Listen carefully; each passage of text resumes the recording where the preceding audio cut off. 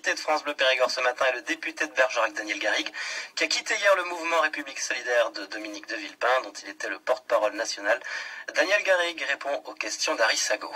Daniel Garrigue, bonjour. Bonjour. Alors, vous étiez jusqu'à hier porte-parole national du mouvement de Dominique de Villepin, République solidaire, et vous quittez Dominique de Villepin juste au moment où il présente son projet pour 2012. C'est un désaccord sur le fond ou sur la méthode? Je dirais qu'il y a une part de désaccord sur le fond du projet, mais il y a surtout un désaccord grave sur la méthode. Sur le fond du projet, bon, il y a un certain nombre de choses sur lesquelles j'étais pas le seul d'ailleurs, exprimé un certain nombre de... Je ne dirais pas jusqu'à un désaccord complet, mais des réserves extrêmement profondes. Je pense en particulier à la mesure phare qu'il présente, qui est le revenu citoyen, parce que je pense que c'est trop une mesure d'assistance et pas assez une mesure d'insertion. Et vous savez, ça a toujours été l'éternel débat sur ce genre de mesure. Et puis l'autre aspect, le coût 30 milliards d'euros, alors qu'on sait ce que sont les déficits du budget de la protection sociale. Je suis toujours gaulliste social, mais le gaullisme social, c'est plus aller dans le sens de l'insertion, de la formation, de la sécurisation des parcours professionnels que dans le sens de l'assistance. Et puis dans le gaullisme, il y a toujours eu quand même le souci de préserver, moi je suis pas un défenseur de l'équilibre budgétaire par principe, mais je veux dire quand même, il vaut mieux avoir la maîtrise des finances publiques. J'avais demandé, et François Goulard, qui partageait comme moi les mêmes réserves, nous avons demandé à plusieurs reprises qu'il y ait une discussion approfondie sur cette question, et en particulier au cours des dernières semaines. Or, malheureusement, cette discussion, elle n'a jamais pu avoir lieu. Et moi, je ne peux pas, si vous voulez, c'est le problème de la position de porte-parole. Quand on est porte-parole, je dirais, on cautionne, je dirais, beaucoup plus fortement que quand on est un simple militant. Je ne peux pas me trouver dans une situation où je dois cautionner des propositions. Il y a ça en plus, il y a l'idée du vote obligatoire, moi, qui me paraît une idée désastreuse. Bon, on peut en discuter, mais moi, c'est une idée à laquelle je ne suis pas du tout favorable. Et là aussi, c'est des choses dont on n'a jamais pu discuter. Et puis, au-delà, si vous voulez, je crois qu'il y a un problème. Dominique de Villepin a créé, et c'était une excellente idée, et je l'ai complètement soutenue quand il a pris cette initiative République solidaire, c'est-à-dire l'idée d'avoir un mouvement qui puisse proposer une alternative politique et vers lequel on a attiré des milliers et des milliers de personnes, parce que ces personnes, elles voulaient débattre et qu'elles étaient souvent des déçues de formation où le débat n'existait pas. Et une des raisons pour lesquelles j'ai quitté l'UMP, c'est l'absence de débat, précisément. Alors, qui va rester auprès de Dominique de Villepin? Écoutez, moi je ne sais pas qui restera auprès de lui, ça c'est vraiment son problème. Mais je crois qu'il faut vraiment qu'il choisisse.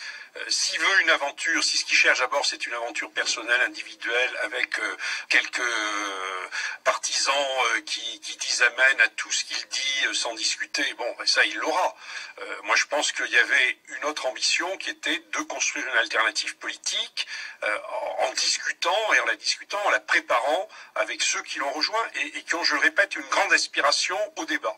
Il y a une exigence, on a trop fait de la politique marketing, de la politique spectacle. Je crois que tous les Français et les gens qui sont engagés dans la vie politique, aujourd'hui, ils ont envie d'autre chose. Ils ont envie qu'on aille au fond des choses, ils ont envie qu'on débatte, qu'on s'exprime et qu'on puisse arriver à des propositions construites. Maintenant, vous avez l'habitude d'être un non-inscrit puisque vous avez quitté l'UMP. Oui, c'est un retour à l'UMP qui se prépare chez vous? Non, absolument pas. Je suis même, d'ailleurs, je vois que les départs de l'UMP, l'hémorragie continue, puisque le sénateur Legrand est parti cette semaine et j'ai rencontré cette semaine un certain nombre de collègues qui m'ont dit qu'ils envisageaient également de quitter l'UMP. Non, je crois qu'on assiste aujourd'hui à une recomposition du paysage politique dans notre pays. Vous allez vous rallier à qui? Écoutez, pour moi, la question, c'est pas de me rallier à quelqu'un. Pour moi, la question, c'est de continuer à travailler sur les réponses à la crise que connaît aujourd'hui notre pays, aux attentes qu'ont les Français.